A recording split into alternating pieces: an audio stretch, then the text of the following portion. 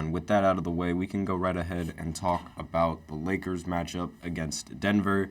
It did not start out to be as close of a game as the final score would have you indicate.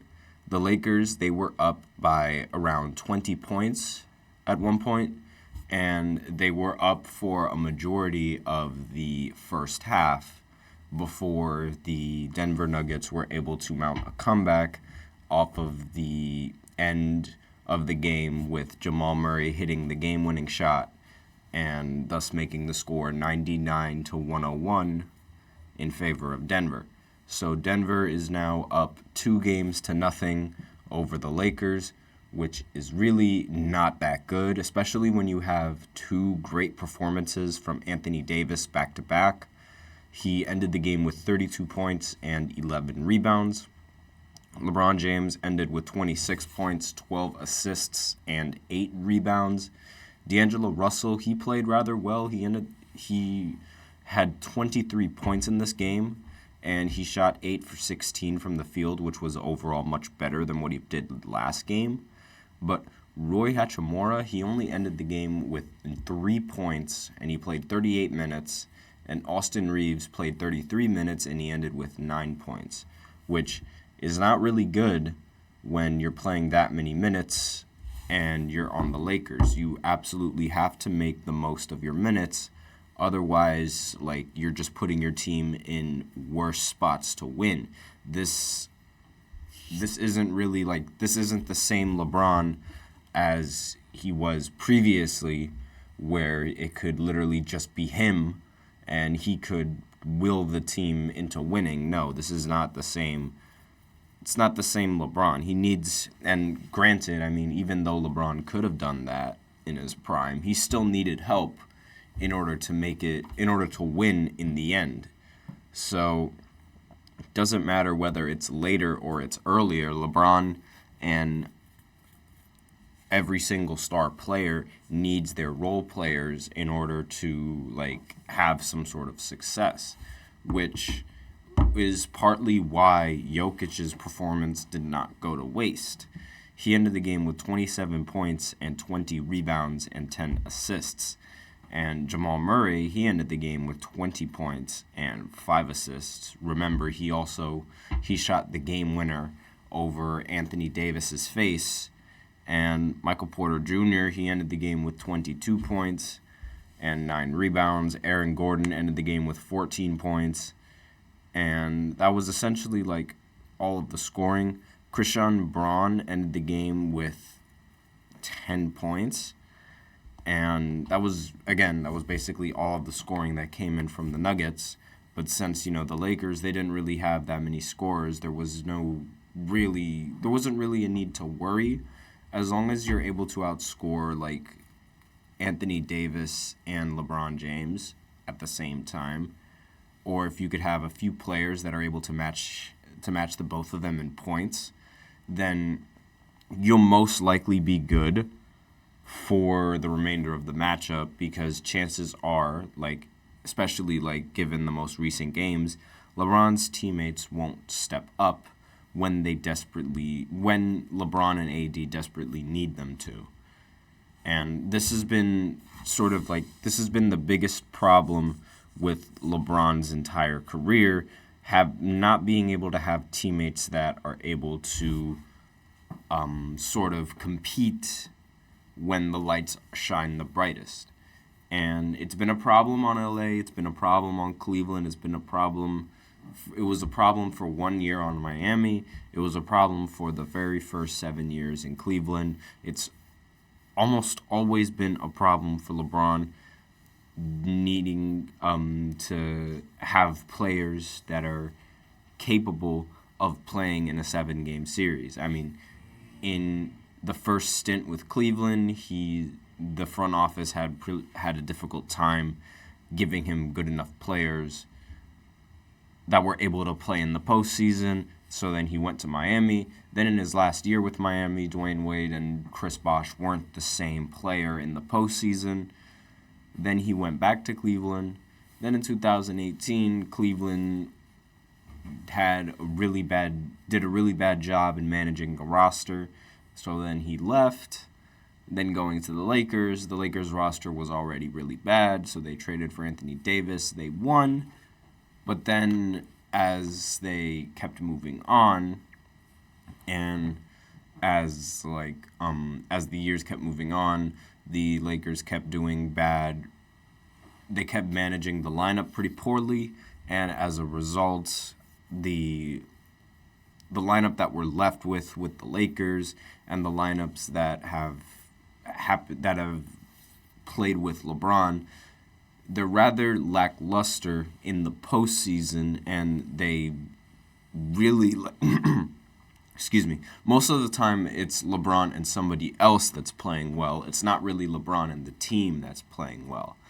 And that's sort of what's unfortunate, being as good of a player that he is, because being his teammate brings forth a lot of pressure, and that's something that a lot of athletes most likely can't really handle.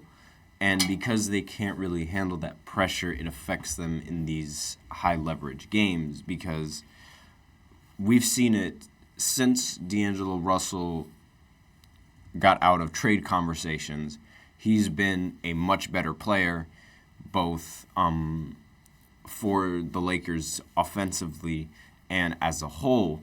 And he's been a very big contribution to a lot of the Lakers and their wins.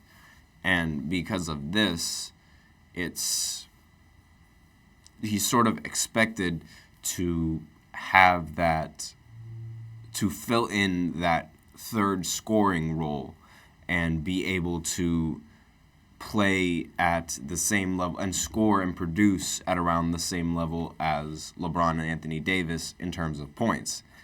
And so when you're not really doing that, then the team is going to fall behind. And that's already immense pressure being put on someone who has never had to deal with that pressure before, and now it's affecting him in the playoffs. It's been really bad for D'Angelo Russell, and it's been really bad for Austin Reeves, who were held to relatively high standards for being teammates with LeBron. And I'm not even going to lie to you, I really expect a lot more from D'Angelo Russell. I expected more from him in Game 1, and I expected a little bit more, just a little bit more from him in this game. And I expected a lot more from Roy and a lot more from Austin Reeves, but I did not get neither of that. And as for the Lakers game, I really have no idea exactly where this team is going to be able to go. I genuinely do not know where this team is going to be able to go, because it's like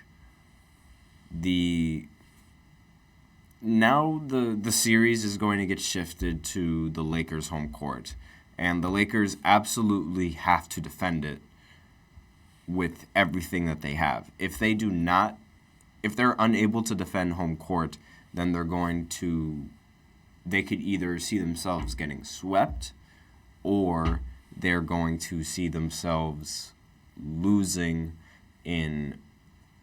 or being down 3-1 and forcing to make a comeback in the first round of the playoffs, which is really not ideal if you're a team like the Lakers, forcing LeBron to continue to play more games. You really want the series to end as quickly as possible, and now they're sort of going to have to play this game. They're going to have to play this series into 6 games if they're hoping to win, and if they allow another game to drop, then they're going to have to play 7 games, which again is really not ideal for a team like the Lakers. I don't think they can withstand a 7-game series against these guys, and it's really bad. But the only real glimmer of hope for this Lakers team was the fact that it was a perfect first half from Anthony Davis and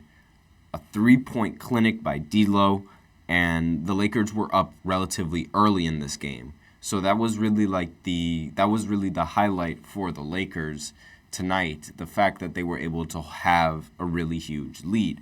So they are able to lead on this team. It's just holding the lead is a completely different story. So Denver came back while the Lakers staggered, and LeBron and AD's, the Lakers were staggering LeBron and AD's minutes in the late third and early in the fourth. For some reason, they weren't playing as long as they should have, and I don't understand why, because they both should have been out there as long as possible, considering how many minutes.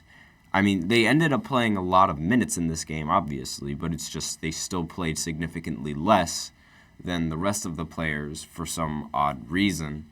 And LeBron kept the Lakers alive down the stretch until the last shot, and then it was Jamal who put the game away at the buzzer. So it was a relatively close game, which is another thing in favor for the Lakers because they were able to make this game close, and they weren't defending home court.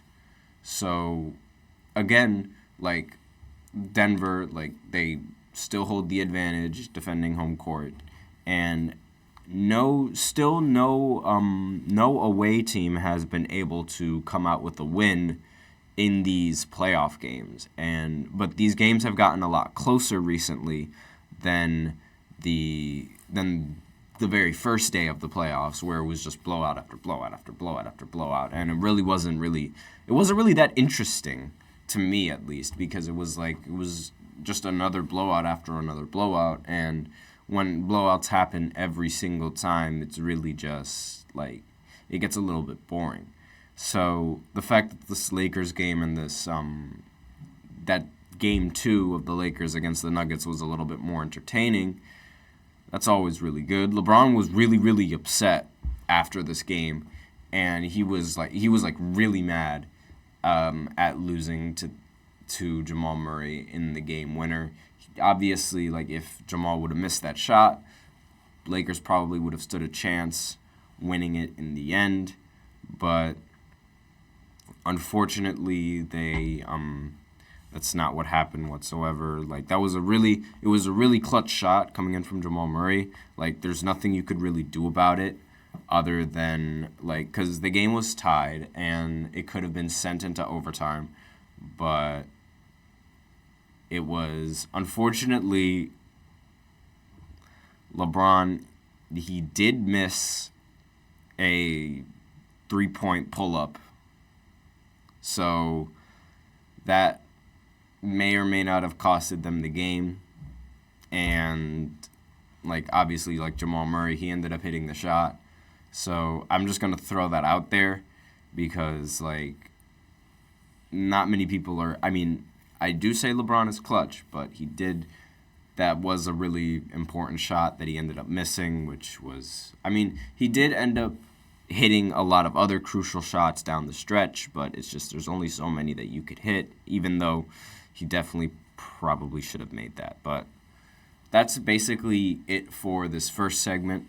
And now the Lakers look to move into Game 3 of the series, which is going to be happening on Thursday at 10 o'clock.